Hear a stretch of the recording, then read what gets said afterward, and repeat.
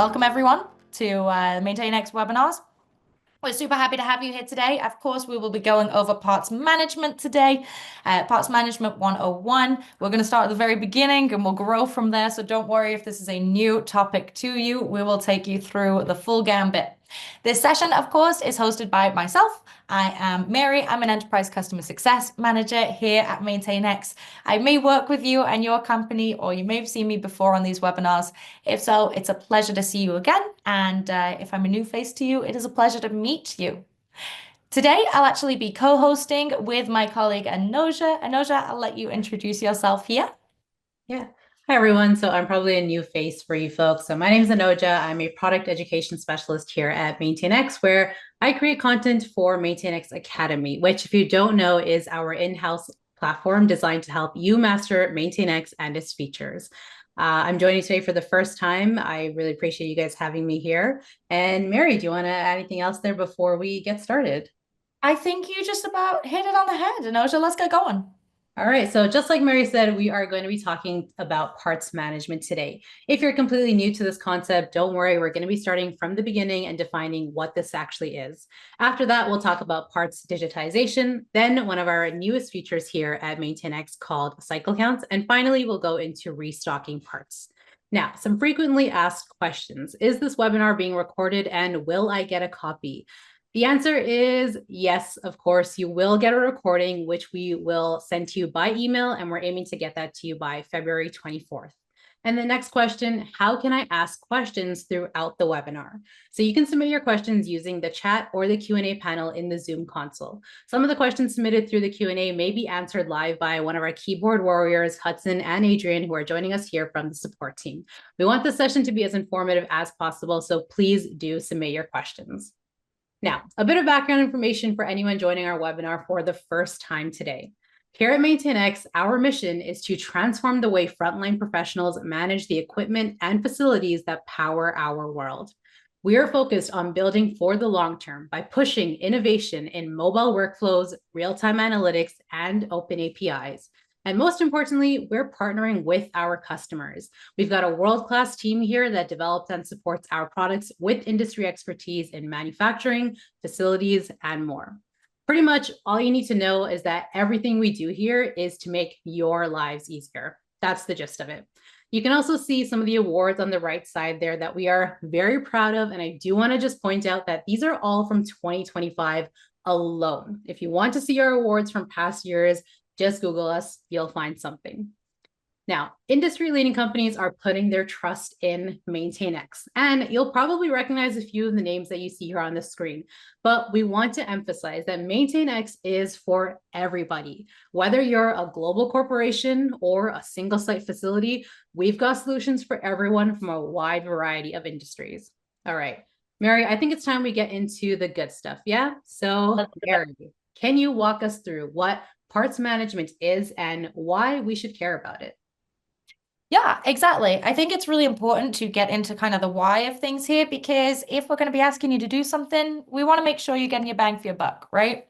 So first question, what is parts management? Well, parts management is the practice of tracking and controlling inventory in order to optimize the availability of parts and materials needed to maintain your equipment. So making sure you have what you need when you need it. Why do we want to manage that? Why should we be doing this? Well, you want to prevent over or understocking. Of course, we don't want to be holding too much inventory at any one time, and we don't want to be missing things when we need them for vital work. Second point, to minimize our downtime. We want to make sure we have what we need to repair something right away so that it isn't sat there waiting for a part to reach our warehouses and then be available for us to use. And of course, third point here, optimize for cost. Minimize those holding costs for unnecessary inventory. Now, there's a really interesting statistic here on the right-hand side, which is that 90% of supply chain leaders reported challenges in 2024. I would say all of you have probably had some issues with supply chain throughout the course of the last year. All I hear is that the supply chain is unforgiving, that lead times are ridiculously long, and it can be hard to get what you need when you need it. This is essentially saying that it's putting pressure on us to make sure we're making the most out of our current inventory and that we're planning for the future as well. So we will have what we need just in time. We have to make sure we're on top of everything we have internally to make sure we're getting what we need.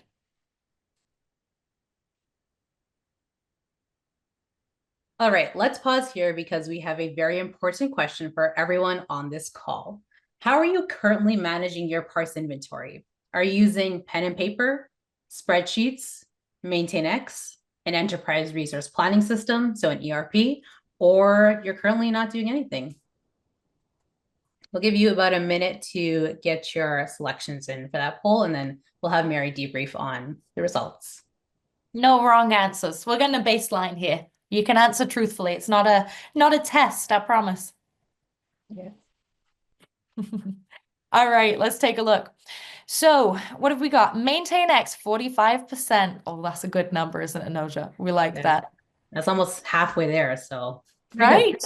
And when we combine that with 11% in an ERP, which is, managing your inventory, managing it well, that's great. When we combine our pen and paper spreadsheets and I'm not, which are, of course, the methods that are most likely to result in errors and leave us kind of at the mercy of this unforgiving landscape in terms of supply, we're looking at about, quick math in my head, another 45% there. So 45% MaintainX, 45% various kind of fallible methods, and then about 10% in the middle on an ERP.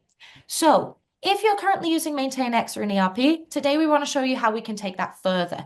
If you're currently using, a spreadsheet, pen and paper, or just the good old eyeball method, let's see how we can advance on that step by step to make things more consistent for you. All right, let's take a look. Yeah, so let's get into some specifics. We'll talk about parts digitization now. Mary, can you please tell us what it means to digitize a part and how digitization relates to parts management? Yeah, so this will mainly be for the benefit of those folks who aren't currently using a system like MaintainX, but if you already are, you might learn something new, so let's pay attention. Parts digitization is the process of creating digital records of your parts inventory. Of course, digitized parts can be linked to work orders, allowing you to track your usage accurately and in real time, i.e., something's put on a work order, it's removed from your inventory right away because it has been consumed in that job.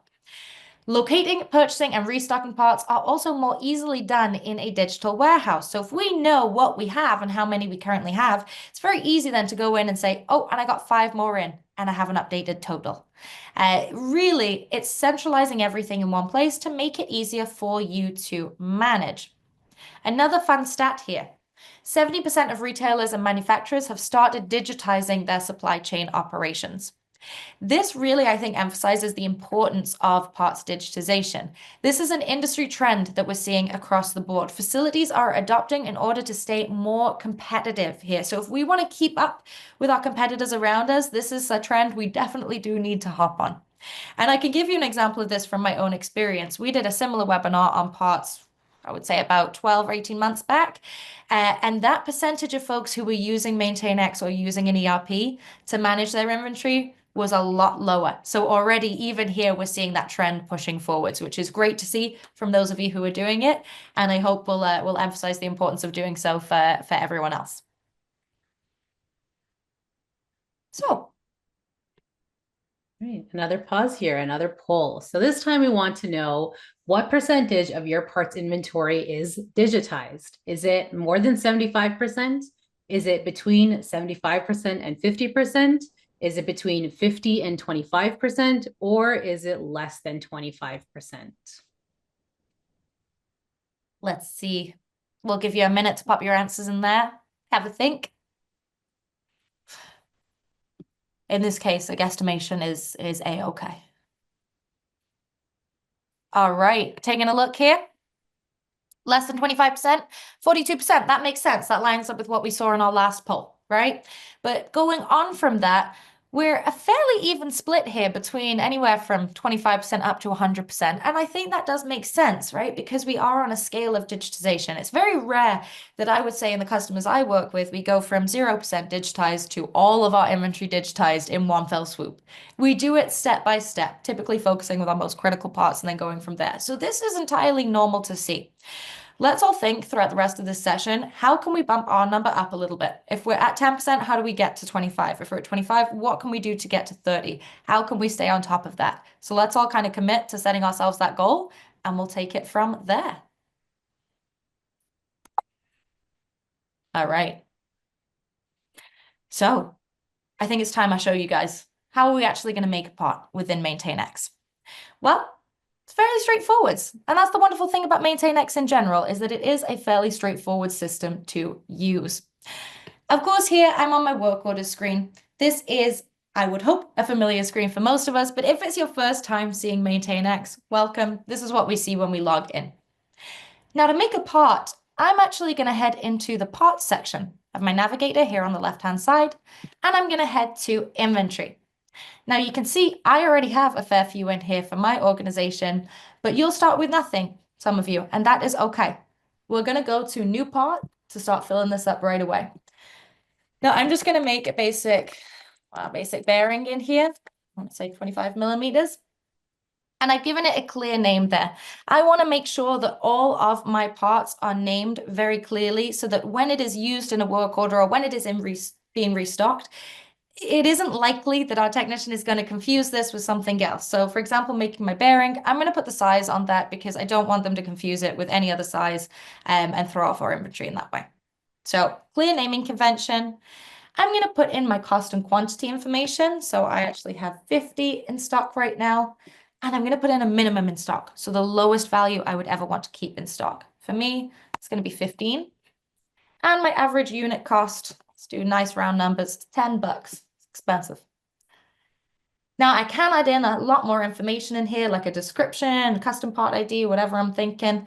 The system will make a barcode for us, so we don't need to worry about that. But if you already have barcodes that you would like to use, you can enter the value you would like in here. And what I'm going to do down here is actually link it to a location. So this is actually going to be in my parts warehouse. I'm going to link it to an area, so then my team knows exactly where to find it. So I'm going to say it's on shelf 8 in 3. And I can even link it to a given asset, for example. Now, what this is going to do is it's going to make it really easy for my team to know what they're looking for and where they're going to look for it. Let's create that. And there we go. We have a part. Now, there's one piece that might be missing on here. Wonder if we can think of it. And that is the vendor. It's right at the bottom. It's a-okay for us to have the information that's, useful for our team internally, but we need to also make sure we have that information that's going to be helpful for our purchasing team to be able to go in and restock them. So MaintainX not only allows you to put in the vendor, say Apex Mechanics here, but also the vendor ordering part number. Now we've removed all the guesswork. We're removing any manual effort here. We're clear to go. So I've talked about how we make it easier for our technicians by having clear names, linking it to everything that's relevant. And I've also said how we can make it helpful for our purchasing team by putting in that vendor information. What I'll show you briefly is how we add that part to a work order to be consumed. So on any work order that we have within MaintainX, you'll be able to see we have a time and cost tracking section here. And this is where we will be able to add our parts. It can be done in very much the same way on mobile. We just go to add additional part. Now, because I'm on my computer, I'm actually going to be typing it in here. But your technician, if we were doing it on the mobile, could just scan that QR code to populate the correct part. And there we go. It's been updated. What we'll see if we head back into my inventory here is you now see that one unit is assigned to an active work order. So it's been removed from my inventory there. It will be fully removed, showing me I have 49 units in stock when that work order is marked as done. So this is great. We've made one part. Now you might be thinking, Mary, that's great, but I have 5,200 parts in my inventory and I don't want to go through and do that one by one, to which I would say I completely understand. We have tools available to help you import your parts in bulk if you would like to get started that way. So please do reach out to us, reach out to our support team or your account rep, and we will get you that info on how to do that in bulk. So let's go back over here. Some top tips from me here. Use naming conventions, like I say, to make it easy for your technicians. I'm going to go down to the fourth one. Associate each part with a cost and vendor to simplify the reordering process for your purchasing team. Again, it's easy for both sides of the equation, the technician and the purchasing team. Beyond this, to help everyone, let's use QR codes so we can simply scan, say, that bin or that shelf or in that individual unit if it's a larger component and be able to see what we're looking at. And of course, standardize your area names. This is a big one, and people don't often think to do it off the bat. Make sure we have standardized namings in terms of aisles, shelves, bins, pallets, whatever it might be, so that there's no confusion when a technician is looking for a part, and we minimize the amount of delays we have in terms of phone calls of people saying, hey, it says this, but what does that actually mean and where am I actually going? Let's just think clear and concise all the way through. Thanks for those tips and best practices, Mary. I work here and I honestly feel like I'm learning so much. So I'm sure the audience is as well. But I think it's safe to say, yeah, I think it's safe to say that we can move on to our next topic. And personally, my favorite one of the session, which is cycle counts. So, Mary, could you please tell us what is cycle counting and how does it differ from other inventory auditing methods? And what are the advantages of it? Yeah, absolutely. So let's start with what is a cycle count? A cycle count is something that was heavily requested by my customers last year, and I'm really excited we get to show you today. But beyond that, it is also the practice of counting a portion of the parts in your physical inventory and checking that it matches the number of parts recorded in your digital inventory. So we're basically verifying that the counts we have in our electronic system, like MaintainX, are correct, that they are in line with the physical amount of parts that we have, say, in our warehouse, in our shop, wherever we're keeping it. Why do we want to do that? Well, it's pretty self-explanatory. Firstly, improved accuracy. Secondly, early discrepancy detection. So you want to notice if there is a difference in the number it says you have and the number you actually have very early on so that you get ahead of those critical gaps before they spiral. The last thing we want to do is have a system that's telling us, you have 15 in stock, and you're looking at a bin and thinking, there's none there and I need it right now. So cycle counts will help us avoid that situation. Third point here, minimize disruptions. If we do cycle counts on a regular basis, segmenting our inventory to make sure we're counting a reasonable amount at a time, it can prevent us from having to do a full operational shutdown in order to do a full physical count. So it will really help us be more effective with our resources there. 15% increase in inventory accuracy over full physical counts. I imagine if we're doing a full physical count, our eyes are getting tired. We might type something just a little bit wrong, doing a cycle count on a regular basis. We're making sure we're keeping on top of that and keeping it up to date every week, every month, whatever you choose. So this is great in theory, but how does it actually work? So we've got kind of two main people responsible in parts here. We have our parts leader and our parts clerk. If you're both, don't worry, it'll be fine. Firstly, parts leader creates a custom schedule for a cycle count. So you may be determining, okay, I want this part of my inventory to be counted every week, every month, every quarter, every year, whatever you're looking for there. That then gets sent to your parts or your MRO clerk who is noticing, okay, I've been given this list, 15 parts I have to count today. Let me go do that. So they go do that using either the web, but I would imagine more frequently using the mobile app, so on a tablet or on a phone. Third step here, back to our part leader. Parts leaders are then able to track progress in real time and review count variances. So I can see, okay, 6 of 15 parts have been measured so far, and some of these measures were off from what we thought we had by 200%. So it's giving you that real visibility into those discrepancies. All right, Mary, before we get into that live demo of cycle counts, as you always say, shall we see who's still awake? We've got another poll here for you folks, and this time we'd like to know, how are you currently reconciling your physical inventory with your digital inventory? Are you doing full inventory audits? Are you doing cycle counting? Are you doing partial counts as needed, or are you currently not doing anything at the moment?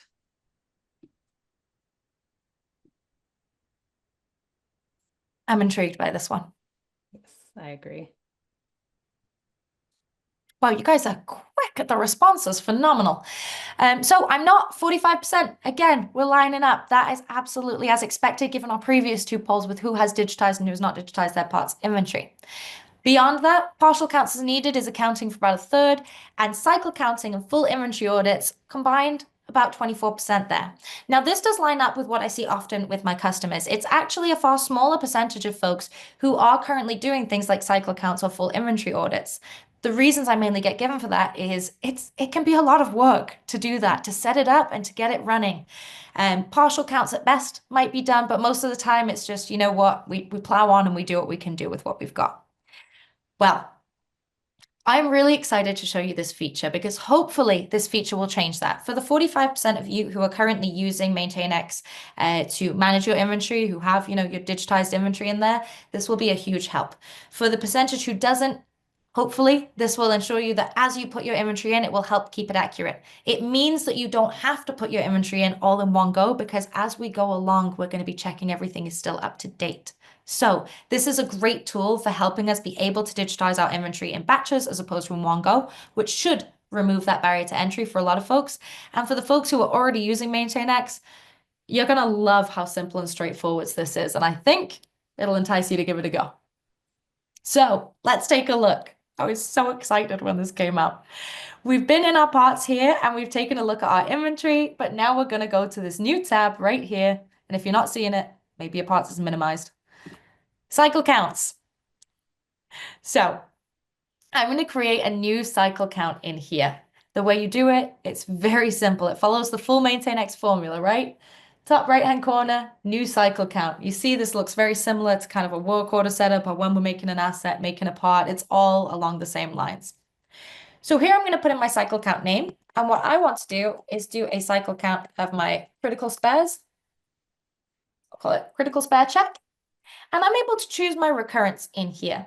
So I'm actually going to say that I want this to be done typically every month on the third Wednesday, because that's what we are today. That makes sense to me. I could also have this be every month on the first Monday or last Friday if I wanted to. So my due date is going to be tomorrow. That's perfect. My start date, I'm going to have that be yesterday. Perfect. Now, what I'm able to do is actually segment this out. As I tell you, a cycle count isn't doing a full audit of your inventory. It's saying, I'm going to check this section at this time.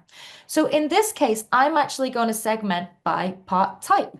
And I'm going to say, I want to do just my critical spares. That's what I'm going to be checking now.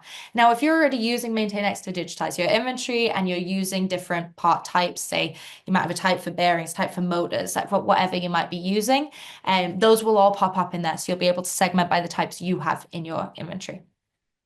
So I'm going to say I'm doing my critical spares in here, but I don't want to do my critical spares for everywhere. I'm going to say I'm doing my critical spares that are located within my maintenance shop and parts warehouse. I'm going to assign it to myself because as I tell you, I do everything around here. And here's a really, really cool feature that I absolutely love. You can hide the on-hand quantity. What that means is that the person completing the cycle count won't see how many it already says that we have in inventory. Now that's ensuring a fully blind count, so we don't just see 15 and then choose to, see 15 that we have in our inventory and then choose to say, I don't need to count them. It looks like 15. I'll put in 15 as well. It means we don't see anything. So we have to go through and verify that they are accurate, remove any biases, and pop it in. So I've recommended to every single customer I've talked to about this to hide the on-hand quantity. And there we go. Then we create it. Luckily, I only have one critical spare there. So this is going to be a very, very speedy cycle count I'm doing. Now, all I need to do in order to do this is actually go to my work orders tab in here. It will live in your work orders. So it's not even a process change for your technicians at all. They can go in to their work orders and immediately see this. It's super straightforward. All they need to do is click count parts. Couldn't be simpler. And then put in how many they counted here. So I counted 1, 2, 3, 4. It's in. And there we go. I'm now able to mark this as done. And my inventory cycle count has been completed. Now, because we set up the recurrence, this is going to pop up again next month at the same time that I just have to check that segment of my inventory. Now, what's really great If you're responsible for this, you see I have my various cycle counts here. You'll probably have multiple because you'll be splitting your parts into those various sections, right?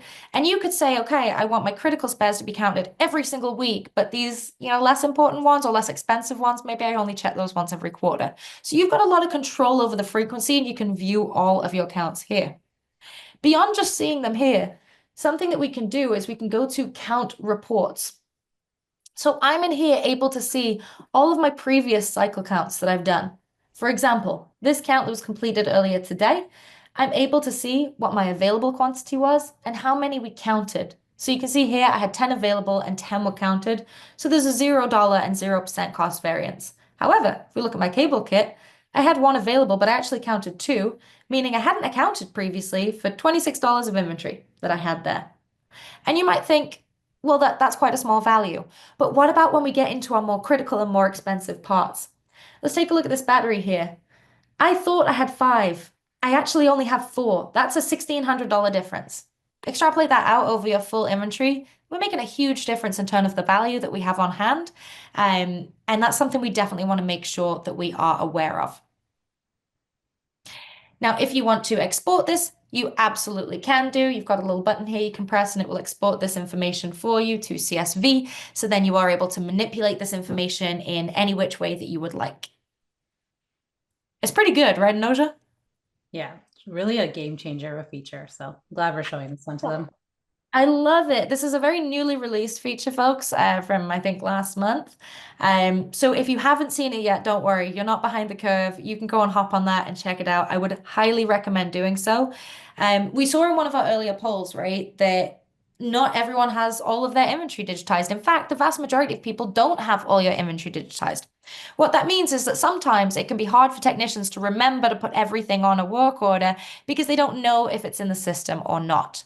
Now, cycle counts, especially in this case, will really help you keep on top of those inventory values because we're spot checking essentially the parts that we have in our warehouse. So we're able to catch any discrepancies ahead of time.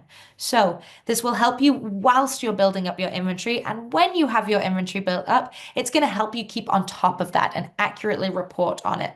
Maybe in the future, also lead into some part forecasting. To recap, because I got very excited and that was a lot of information in one go. Four main key takeaways here. Firstly, perform an ABC analysis to classify parts and schedule cycle counts based on criticality and velocity. Fancy way of saying segment your inventory, split it up based on what you care about most to what's probably least important, and then adjust the frequency accordingly. Second point, use control groups and random sampling to establish baselines in inventory fluctuation. What that's going to do is it's going to help show you what a normal amount of variation is and when there's something that we do need to be very concerned about. So always good to kind of come up with a baseline. Third point here is that last checkbox I mentioned when making a cycle count. Implement a blind count approach by hiding on-hand part quantities in order to prevent bias. We are humans. We make mistakes. We're easy to confound. We are naturally are going to make some errors sometimes, and we are very biased. So if I'm seeing that 15, I'm tempted to put 15. Actually, if I didn't have that 15, maybe I would have counted it properly and noticed we only had 14 of those bearings and put it in. So try do the blind approach, see how that works for you. Fourth point here, track and categorize variance trends to get to the root cause of inventory discrepancies. Now, this is really important here. Essentially, we don't want to just stop at identifying when a variance is happening. So I don't want to know, oh, I had a variance on this day and this time for five parts, this time for that.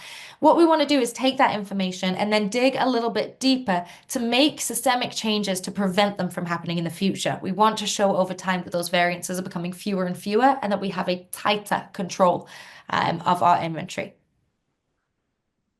Whew, a lot of information there. Hope you guys like it. Yeah, lots of information indeed, but we're not done just yet. We've got one more topic today before we go into our live Q&A where we'll be putting Mary on the hot seat to answer some of your burning questions. But before that, let's talk about restocking parts. So Mary, back on over to you. What are some methods for restocking parts and how can those methods support our broader parts management strategy? Yeah, totally. It's a great question. Um, Restocking parts is the means by which you add units to your inventory, such as purchasing and transferring between sites. It's the way that things get into your system at the end of the day. It's important because we need to get them back in there, obviously. This is key for us staying on top of our inventory. Um, but it does require a few things. It requires visibility into the amount that we currently have in stock and our purchase order statuses as well. So, of course, we know that restocking is important, but in order to do it and do it effectively, we have to know the point that we're starting at and what we have coming in as well. Fun stat for you here, 35% of manufacturers cited transportation and logistics as primary business challenges in Q3 of 2024. It's again just showing that picture. Managing these things in our current macroeconomic climate is difficult. It's really tricky to do. So we want to make sure we're giving you the systems to help you keep on top of that and stay ahead of the competition as much as possible. All right, guys, one more poll for you, and then we promise we will be switching seats and letting you ask some of your questions. So last poll for today, which systems do you use in your parts restocking process? Do you use a computerized maintenance management system like MaintainX? Are you using an enterprise resource planning system, an inventory management system, or other? And And other you can can, also encompass we're not tracking it. yes, and you can also select more than one for this poll. We're being generous with you for the last one. We felt very kind when putting this poll together, clearly. Yes, very. I mean, those one answer ones are kind of hard sometimes. I So feel you. I I was get it. never very good at multiple choice. Yeah, same. All right, let's take a look. CMMS, that's MaintainX, 40%. We'd love to hear it. Other or none, we're looking at about 50%, and other systems coming in at about 30. Okay, so a fair split in here. So let's make sure that we all know how to do it and make sure that we know we are doing it in the way that is most effective for our organization as well. I'm going to hop on here. And before I go into, the MaintainX side of things, I just wanted to do a couple of definitions because these are questions that I get asked all of the time by customers, whether new or old in MaintainX. What is the difference between all the in-stock values that I see on MaintainX? And this is really critical to understand, especially when it comes to restocking. So the first thing that you see is the units in stock. It's the quantity of the part that you have in your inventory, the amount we actually have. The second number is the minimum in stock. So it's the number of units you want to have on hand at all times. It is the minimum amount I'm willing to have before I start getting panicky and order myself some more. The third point here is the available quantity. So this is the quantity of the part that you have in your inventory minus the amount used in active work orders. So let's say someone's put a part on reserve because they're going to use it in a PM coming up in a couple of days' time. That is then taken away to give me my available quantity because I don't have 12. Anoa's already reserved that one, so I actually only have 11 left that I can give. So that is the main key difference between the available quantity and the units in stock. How many we have total, the minimum we want, and the amount we have minus any reserves. I hope that helps. So let's get into restocking parts now that we're all absolute experts. So there's a few ways of restocking parts in MaintainX. I can think of three, which I'll take you through now. The first one is incredibly basic. What we could technically do to restock a part is we can hop in here and restock and add in 3 parts at 20 bucks. What I could also do this way is if I'm taking something out of inventory, I could always make it a negative. Just putting it out there. We'd of course want to fill in our cost in here. We can also enable this for you in settings if you're not seeing it. So if you don't see it, go to your settings, it will be there. And there we go. Really simple to restock in that way. However, it's not exactly the most kind of systematic way of going about it, and that wouldn't give me any insight into where my orders are up to, if they're on the way, if they're partially fulfilled, if they're here. That's literally just me adding something in. So how do I kind of level this up a little bit? Well, I start using my purchase orders to actually communicate with my vendors. Now, what I do before we even get to purchase orders, because you can make them in different ways, but I'm going to recommend my way because I'm biased and I think it's the best, is we are going to set some filters. The first filter that I want to set in here is filtering for what needs restock. So if it's in stock, obviously I'm not gonna want to buy it. If it's out of stock, probably. But I put needs restock because needs restock will show me everything that is under its minimum in stock value. So you see here, I want to have minimum 50 and I've only got 17. Here, I want to have minimum 5, I've only got 1. Now, what I'm also going to want to do in here, probably, is filter for my vendor because most likely I won't be sending a PO for multiple vendors off in one order. So if you want to segment it by your vendor, filter for your vendor as well. If there's anything else that's relevant, say filtering by type, filtering by anything else, you can also do that. The filters can be compounded. Now, a nifty trick, I'm going to click on one of these images and then select all. And what we can see is this button here, which will create a purchase order with all of these parts on it. So there we go. I'm making my purchase order here. It already has in my part number. Remember earlier, I said we're minimizing errors in here. Already has my vendor part number on it for those who have it. And I can enter for those who don't. And I can put in my quantity. Now the quantity will default to get us back up to our minimum in stock value. So we might want to go a bit above that. I'm going to say I'm ordering 40, 5, 5. Let's say 10, I feel generous, 5 and 3. And if relevant, I can add any additional taxes or costs in here as well. I can put in my shipping address and a contact. So I'll put myself and my email address. And I can even put in a due date here for this order. So I'm expecting that in by next Friday. And there we go. Just like that, I have created a purchase order. Now, this is great. It's gone through. It's pending. What this needs is to be approved by an administrator in the system. So this purchase order, let's say, has come through. All I need to do is approve it, and it will give me the ability to send it to a vendor or export it to PDF. Common question I get, what if I don't want to send the purchase order itself? I just want this as a record. That's absolutely fine. You can just X out of that. You don't have to send it, but you still have the record that you put an order through in here. Now, when I'm receiving things, I just go to fulfill. I put in my quantities in here, and I can confirm and fulfill. Now you'll note, I haven't received everything. I didn't receive my compressor filter. That's fine. The status is now partially fulfilled. I can go back in when I receive my compressor filter, and off we go. There we go. Now I'm going to complete it. And just like that, those items are now added back into my inventory. Something I would tell you very briefly to be able to see in here is that you can head to your table view and you can easily see what status things are at. And you can even add in a column using this gear wheel so that we could see due date, and I can track when things are going to be due and what might be overdue.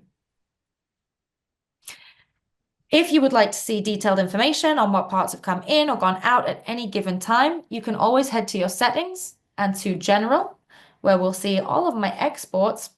And we're going to export my part transaction. Now I could see within this given time period, every transaction, what was used and taken out of inventory and then restocked and put back in.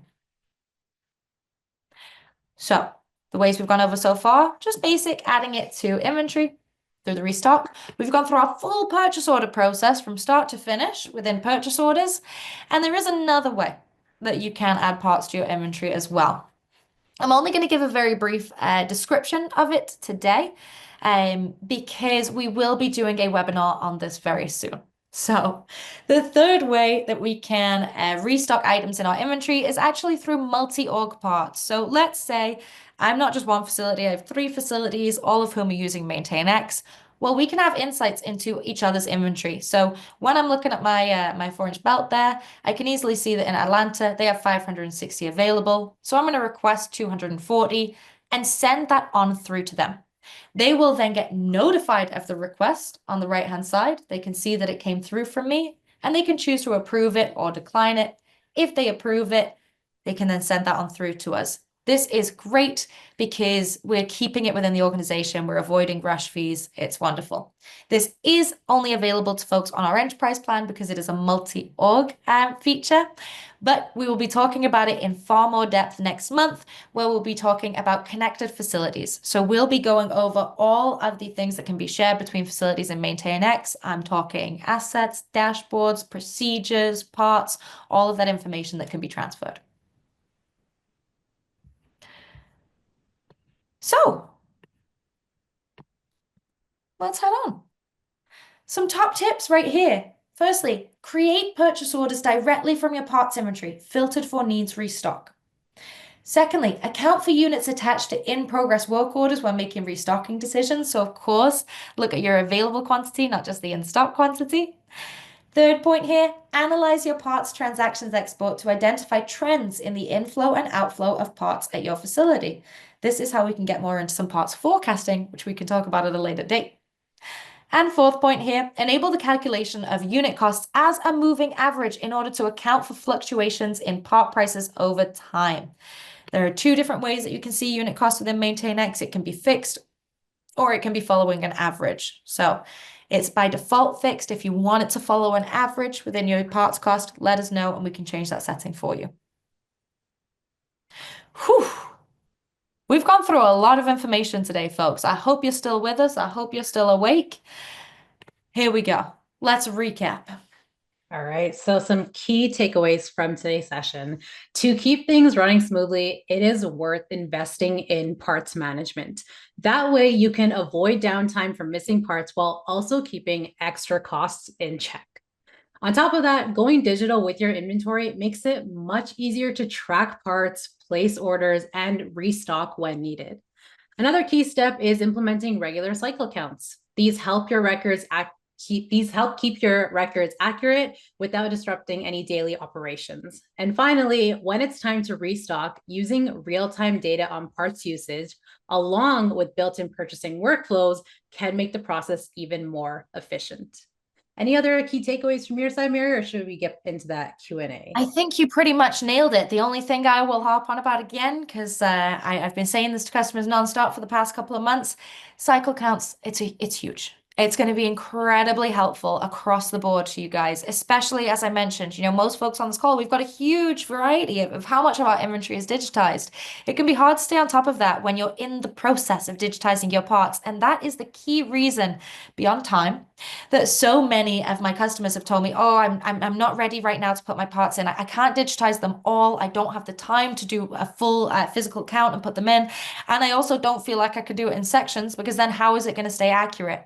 Well, here's your answer to that. Cycle counts is how it will stay accurate. And that will allow you to slowly and steadily build up that parts inventory until you're ready to take advantage of this full suite of tools that are available to you to help you really maximize its efficacy.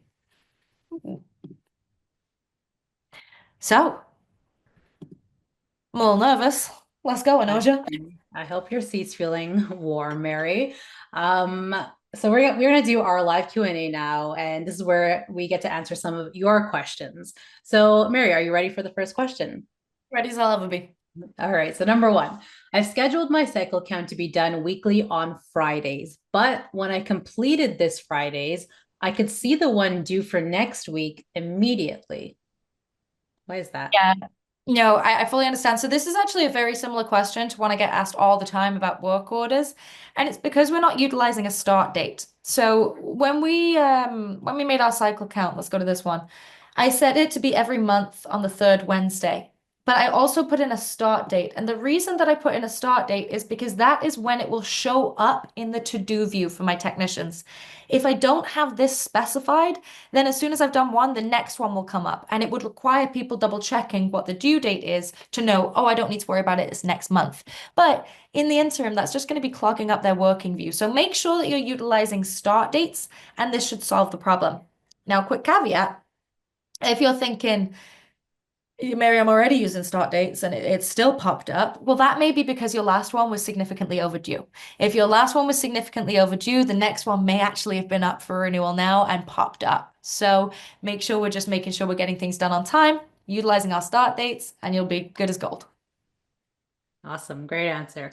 All right. Second question. How can we make sure we're flagged for any parts that run low on inventory? Me and my parts clerk need to be notified.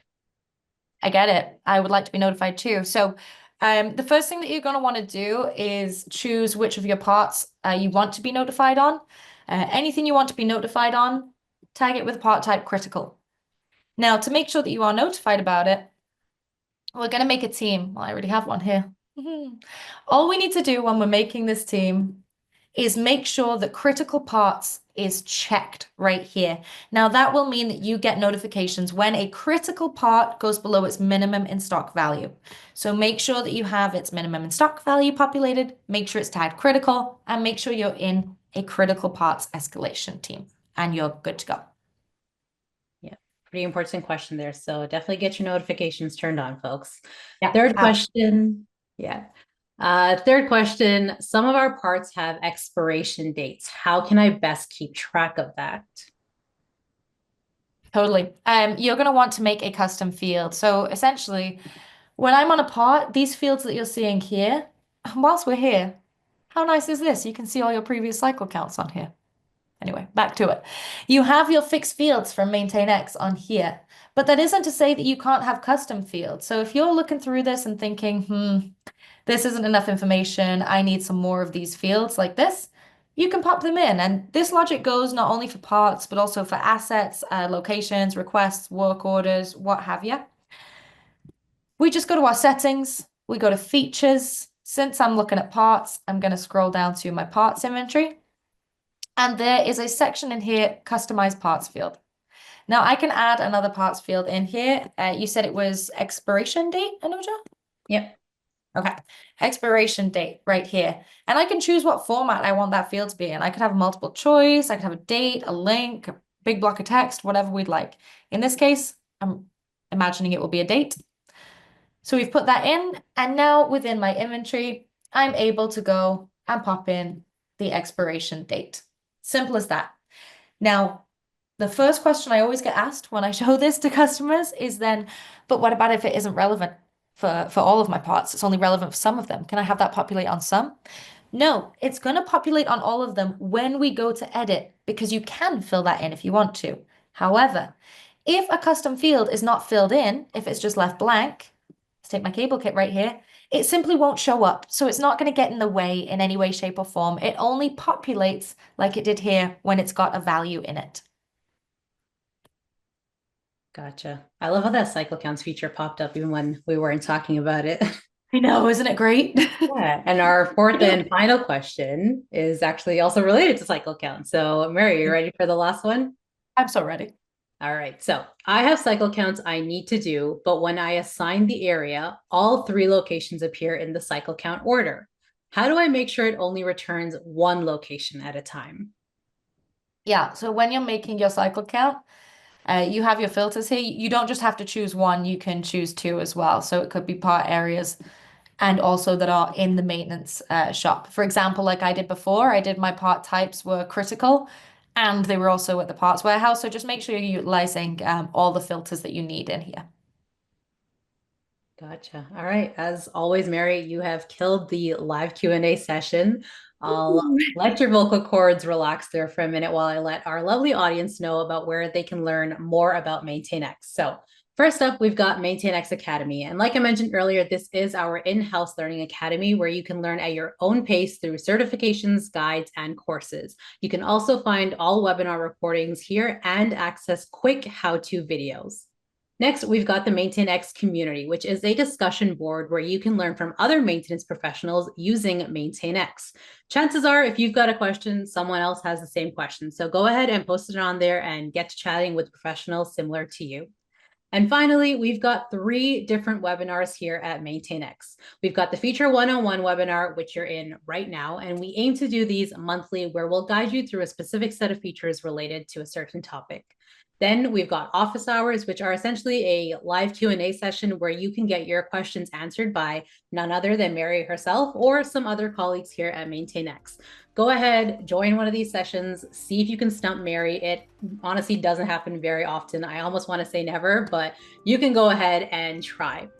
And then we've got our newest webinar here at MaintainX, which is the MX Masterclass. And these sessions are hosted by industry leaders and cover key trends and hot topics related to maintenance. And with that, we're done. So thank you to everybody that joined us today. We sincerely hope you're walking away with some key takeaways. And just a reminder to please fill out our 1-minute survey. Your thoughts help us make sure these sessions are as valuable for you. And we really do listen to your feedback. So if you could take a minute to fill that out, we'd really appreciate it. On behalf of Mary and I and the rest of the team here, we hope you all enjoy the rest of your day. Bye for now. Thank you guys.